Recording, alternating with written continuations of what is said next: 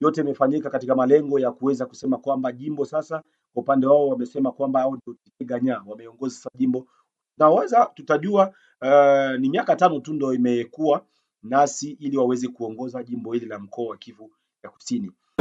Nous allons mener une investigation qui est déjà en cours d'ailleurs, afin que les coupables soient détectés, attrapés et punis. Donc nous avons exigé une audience foraine spéciale par rapport à cet incident. Donc c'est ce genre d'incident sécuritaire qui nous affecte.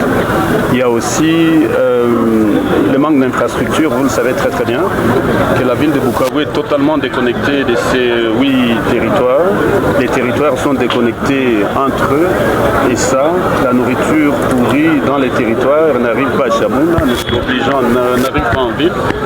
Nous sommes obligés à importer plus de 84% de ce que nous consommons à travers nos pays voisins, mais aussi à travers les pays de l'extérieur. Alors que nous avons des milliers d'hectares de terre. 147 entreprises minières existent, opèrent illégalement dans le territoire de Fizi, Mwenga et Shabunda. Ils polluent les rivières, notamment la rivière Elila et Olindi, où la vie animale et sauvage est complètement décimée, en toute impunité. Seulement parce qu'il y a des individus qui touchent des dividendes, qu'elles soient ici ou ailleurs, eh bien ça nous fait perdre des millions de dollars par mois. Je vous dis tout simplement que, selon des recherches conduites, une entreprise qui a installé 14 édracs dans la rivière Elila, une entreprise étrangère de surpoids, génère environ 300 kilos d'or par mois. 300 kilos par mois. Alors que la société Primera Gold, qui appartient et que le président de la République a bien voulu créer pour stabiliser l'exportation de l'or, pour générer beaucoup plus d'argent à l'État, eh bien cette société n'a produit que 5000 kilos d'or en une année. Alors que en un mois, ces gens ont été capables, donc des illégaux, des entreprises illégales ont été capables de produire des centaines de kilos d'or. Donc ça, voilà des défis. Ça sont des choses que nous n'allons pas accepter. Nous allons prendre des mesures très rapidement par rapport à cette situation. Les routes, vous le savez, sont traversées. La province du Sud Kivu est la seule province en RDC qui est traversée par 5 routes nationales. L'axe principal, par exemple, qui est un axe prioritaire, sécuritaire, Bukavu-Uvira, 110 km. Il y a une entreprise internationale qui a été recrutée pour réhabiliter cette route qui revêt un caractère urgent et sécuritaire pour nous. Eh bien, cette entreprise, en 7 ans, n'a fait que 6 km. En 7 ans. Et donc, la route Bukavu-Goma et les 4 bretelles, plus 39 km de voirie urbaine, payée par la BAD, la Banque africaine de développement, c'est l'endettement de la RDC.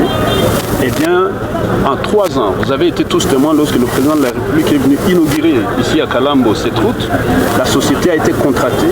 À l'heure où nous vous parlons, cette route n'a pas commencé. Et donc, ça, c'est des choses que nous n'allons pas accepter. Nous allons, s'il faut résilier tous ces contrats, nous allons les résilier. Donc, nous allons mener un audit des infrastructures, un audit du secteur financier, parce qu'il y a aussi évaporation des recettes. Nous allons mener un audit du secteur minier, un audit du secteur foncier et agricole, pour essayer de savoir qui est responsable de quoi et quelles sont les mesures à prendre pour réhabiliter tous ces secteurs afin de remettre l'État dans ses droits et l'argent dans la caisse de l'État. Voilà un peu le genre d'opportunités et des défis que j'ai évoqués. Nous sollicitons l'aide de la population, l'aide des médias, l'aide de tous les secteurs, s'il vous plaît. Vous savez que le taux de paiement des taxes de l'État est de 10 à 13%, c'est-à-dire nous payons seulement 10 à 13%. Plus de 80% des gens ne payent pas les taxes.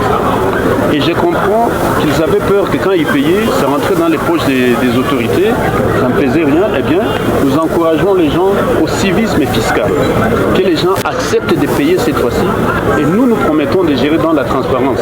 Tout l'argent qui va sortir, nous allons le rendre public sur la place publique à travers des écrans géants pour dire le marché des Kadutu a rapporté ce mois-ci autant, la Bralima a payé autant. Nous allons afficher ça. les taxes sont rapportées autant. L'impôt sur les revenus locatifs a ramené autant. Et donc voilà un peu comment nous allons travailler. Et nous allons vous appeler, vous, la société civile, pour venir participer à la sélection des priorités pour gérer cet argent. Donc voilà le grand message. L'autre message, c'est une chance pour cette province.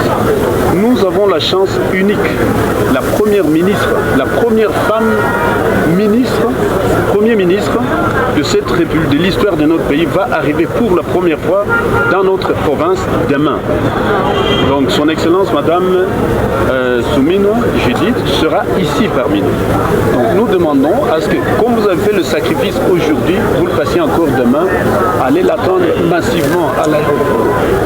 Et elle ne vient pas seule, elle sera accompagnée avec des équipes d'autres ministres, notamment Aimé Bodji du budget, notamment le ministre de l'Intérieur, le VPM vice-premier ministre de l'Intérieur, et beaucoup d'autres ministres. Donc c'est une chance pour la province. Essayons de montrer qu'on est derrière ce gouvernement, derrière elle, derrière cette première femme, première ministre. Elle viendra, elle va voir les victimes des secousses, des incendies que nous avons vécus. Et croyez-moi, nous avons un programme spécial. Elle vient appuyer la reconstruction, le développement. Elle vient lancer le coup. Et c'est la première province, c'est sa première sortie officielle. Donc je demande vraiment que vous puissiez nous aider à mobiliser, à sensibiliser pour qu'on soit tous ensemble dans ce moment. Voilà un peu le message que je voulais